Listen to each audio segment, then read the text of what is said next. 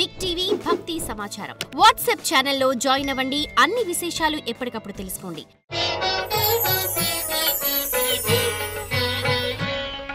దేశ కాలమాన పరిస్థితుల్లో చోటు చేసుకోబోతున్నటువంటి ఎన్నో మార్పుల్ని గురుదేవులు వీరబ్రహ్మేంద్ర స్వాముల వారి యొక్క దివ్యమైన భవ్యమైనటువంటి కాలజ్ఞానం శ్రీ సాంద్ర సింధు వేదం ద్వారా మనం తెలుసుకుంటున్నాం. అలాగే గురుదేవుల యొక్క ఉపాసన ఫలితంగా నాకు లభించినటువంటి అద్భుతమైనటువంటి గవ ప్రశ్న మరియు గురుదేవుల యొక్క ప్రాచీనమైన సంఖ్య మరియు ప్రశ్నాశాస్త్రాన్ని అనుసరించి కొంతమంది ప్రముఖుల యొక్క జీవితంలో జరగబోయేటువంటి ఎన్నో అంశాలని కృష్ణమాచార్య ముందుగానే చెప్పడం జరిగింది. ఇది నా గొప్పేమి కాదు, గురుదేవుల యొక్క ఉపాసన ఫలితంగా 400 సంవత్సరాల క్రితం విశ్వభవితను చెప్పిన కాలజ్ఞాని వీరబ్రహ్మేంద్ర స్వాముల వారు గురుదేవుల యొక్క ఉపాసన ఫలితంగా ఒక వ్యక్తి యొక్క భవిష్యత్తుని అతి సులభంగా చెప్పవచ్చు అన్నటువంటిది నా ప్రగాఢమైనటువంటి నమ్మకం, విశ్వాసం. అటువంటి పరంపరలో ప్రతి కార్యక్రమంలో కూడా ఒక ప్రముఖుల యొక్క జాతకం లేదా వారి జీవితంలో చోటు చేసుకోబోయేటువంటి ఎన్నో అంశాల గురించి మనం ముందస్తుగానే తెలుసుకుంటూ ఉన్నాం.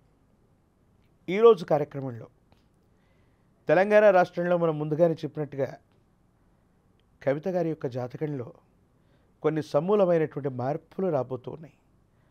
ఒక ఉద్యమానికి శ్రీకారం చుడుతుందేమో అన్నటువంటి మన యొక్క జ్యోతిష్యంలో వచ్చినటువంటి ప్రశ్న నిజమవుతుందేమో అన్నటువంటి పరిస్థితులను కూడా మనం చూస్తూ ఉన్నాం.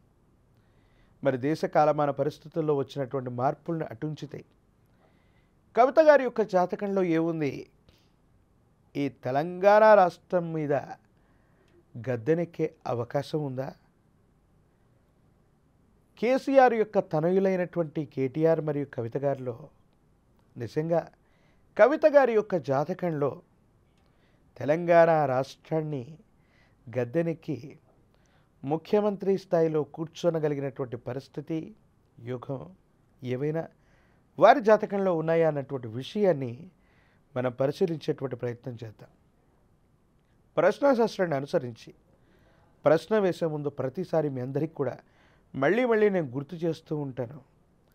రాహు సంఖ్య అయినటువంటి 4, కేతు సంఖ్య అయినటువంటి 7 కొన్ని ప్రత్యేకమైనటువంటి ఫలితాలను నిర్దేశిస్తాయి.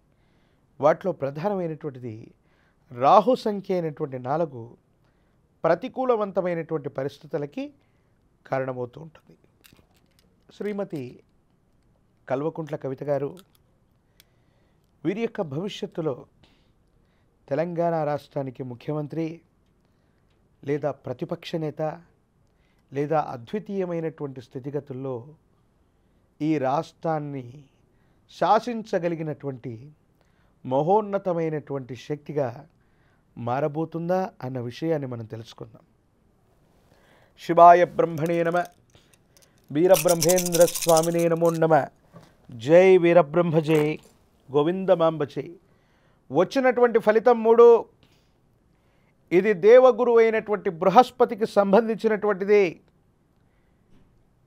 కవిత గారి యొక్క జాతకంలో విశేషించినటువంటి గురుబలం వచ్చింది. ముఖ్యమంత్రి, మంత్రి, అమాత్యురాలు తత్సమానమైనటువంటి స్థితిగతి కలిగినటువంటి యోగం వీరి జాతకంలో ప్రస్ఫుటంగా కనబడుతుంది. సమీపమైన భవిష్యత్తులో భారత రాష్ట్ర సమితి అవ్వచ్చు, లేదు తాను ప్రత్యేకమైనటువంటి వ్యవస్థ ద్వారా అవ్వచ్చు, తెలంగాణ ప్రజలకు సంబంధించిన బాణి తాను వినిపించబోతోంది. తెలంగాణ గొంతుకగా ఒక ప్రత్యేకమైనటువంటి ఉద్యమానికి శ్రీకారం చుట్టగలిగినటువంటి పరిస్థితులు మనం చూడొచ్చు. శ్రీమతి కవిత గారి యొక్క జాతకంలో ఎన్నో అవరోధాలు, ఆటంకాలు, ఎత్తుపల్లాలు, న్యాయపరమైనటువంటి ఇబ్బందులను గురించి మనం చూసాం. వాటన్నిటి నుంచి కృష్ణమాచార్య ముందుగానే చెప్పడం జరిగింది.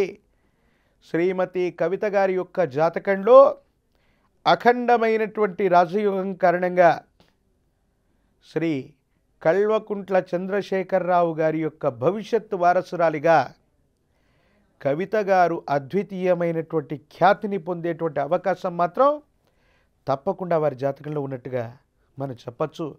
సమీపమైన భవిష్యత్తులో ప్రతిపక్ష నేత అవ్వచ్చు, అమాత్యురాలవచ్చు, ముఖ్యమంత్రి తత్సమానమైనటువంటి స్థితికి వారి జాతకం తప్పకుండా చేరువలో ఉండబోతుందంటలో ఎటువంటి సందేహం కూడా లేదు. మరో కార్యక్రమంలో మళ్ళీ కలుసుకుందాం. అంతవరకు స్వస్తి. నేను మీ కృష్ణమాచార్య. శ్రీ బ్రహ్మపదం. జై వీరబ్రహ్మ జై. గోవిందమాంబ జై.